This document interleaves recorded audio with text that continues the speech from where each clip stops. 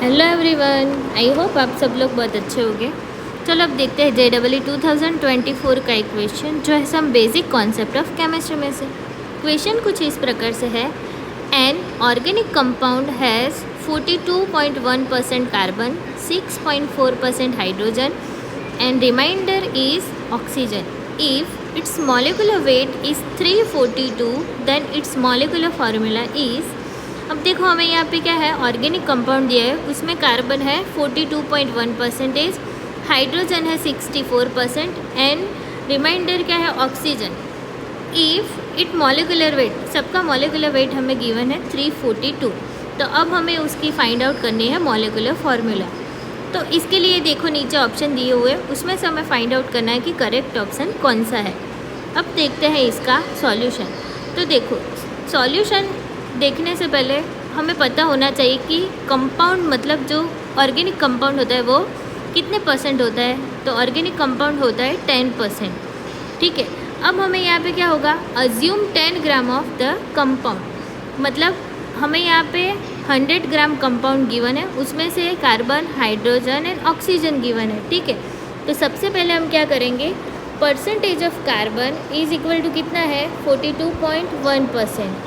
Percentage of hydrogen 64%, मतलब हम उसको क्या बोल सकते हैं, ग्राम बोल सकते हैं। अब ये दोनों का प्लस करेंगे कार्बन एंड हाइड्रोजन का, और उसको हम 100 में से माइनस करेंगे, तो हमें जो मास मिलेगा ग्राम का वो कितना होगा, percentage of oxygen.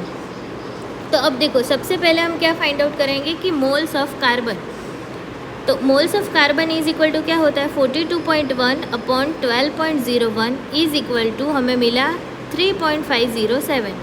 Moles of hydrogen कितना है, 6.4 upon 1.008 is equal to 6.349। And moles of oxygen कितना है, तो कितना है 51.5 अपॉन 16।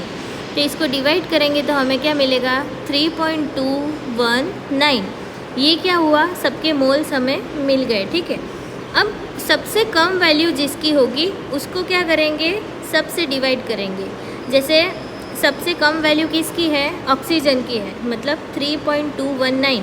तो क्या करेंगे, कार्बन की वैल्यू होगी 3.507 अपॉन 3.219, फिर होगी हाइड्रोजन की। तो देखो इसको हम डिवाइड करेंगे तो आंसर क्या मिलेगा, अप्रोक्सीमेट 1। फिर हाइड्रोजन तो 6.349 अपॉन 3.219 इज इक्वल टू हमें आंसर मिलेगा 1.97, मतलब अप्रोक्सीमेट 2। एंड ऑक्सीजन क्या है, 3.219 अपॉन 3.219, तो उसको डिवाइड करेंगे तो हमें आंसर क्या मिलेगा, 1। तो उसकी एम्पिरिकल फार्मूला क्या हो गई, C1H2NO। ये क्या हो गई उसकी एम्पिरिकल फार्मूला। अब इसके अकॉर्डिंग हमें क्या करना होगा, एम्पिरिकल फार्मूला का मास पता होना चाहिए। तो एम्पिरिकल फार्मूला का मास हम फाइंड आउट करेंगे, कार्बन है तो 12 प्लस 2 इंटू हाइड्रोजन मतलब 1.008 प्लस ऑक्सीजन मतलब 16। उसको हम अप्रोक्सीमेट वैल्यू भी लिख सकते हैं। तो क्या हुआ, 12 plus 2 plus 16 is equal to हमें आंसर क्या मिला, 30.026, मतलब अप्रोक्सीमेट 30।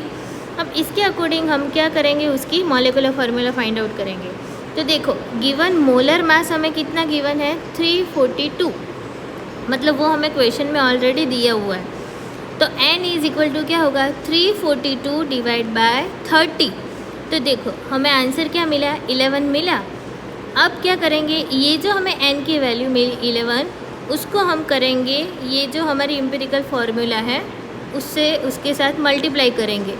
तो क्या हुआ, C11H22O11। ठीक है, लेकिन अब जब हम इसका मोलर मास हम फाइंड आउट करें ना, तो हमें 342 नहीं मिलता है, मतलब एक कार्बन इसमें क्या है, कम है। तो हमें क्या करना पड़ेगा, यहाँ पे एक कार्बन ऐड करना पड़ेगा। तो इसका आंसर मिलेगा C12H22O11। तो option number 3 is a correct answer. Thank you.